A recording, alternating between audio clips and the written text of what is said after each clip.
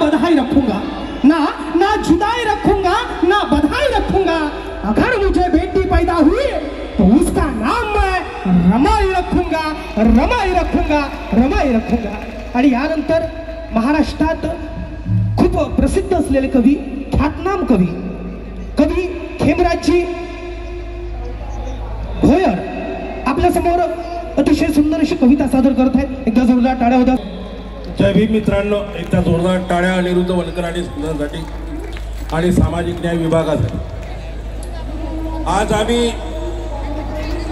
आज आम्ही दीक्षाभूमीवर काय येतो आणि कशासाठी येतो? जर दीक्षाभूमी नसती तर आपण कुड्या माराई मेसकाईच्या देवळात जाऊन टाळ्या कुठली असती।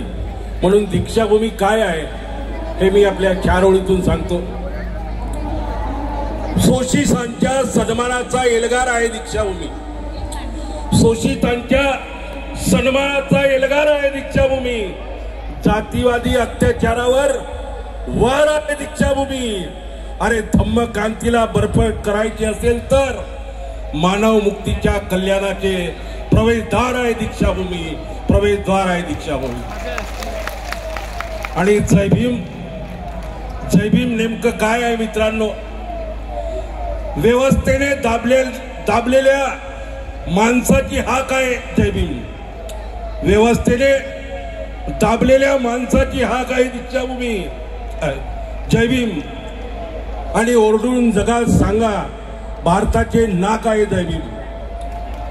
बधीर बहिऱ्या पामरांचा संघटित आवाज होतो, वाटते का आदराने खेळण्यास मजाक जय भीम।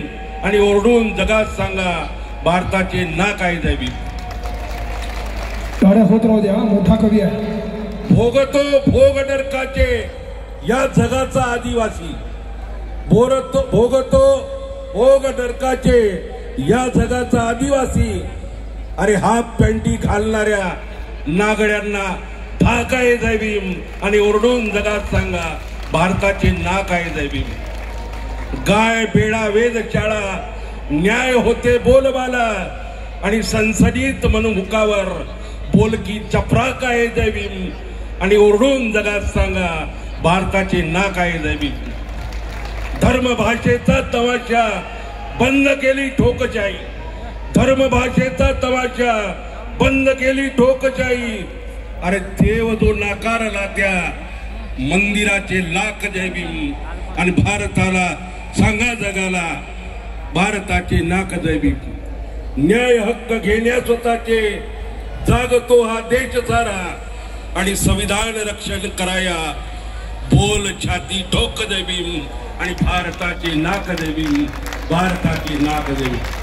मित्रांनो, तुम्ही अनिरुद्ध वनकरला ऐकायला आलात। आता ते माझी अनेक गाणी म्हणतातच, पण आज स्पेशल तुमच्यासाठी माझं एक गाणं घेऊन येत आहेत। एकदा जोरदार अनिरुद्ध वनकर साठी टाळ्या वाजवा। जय भीम।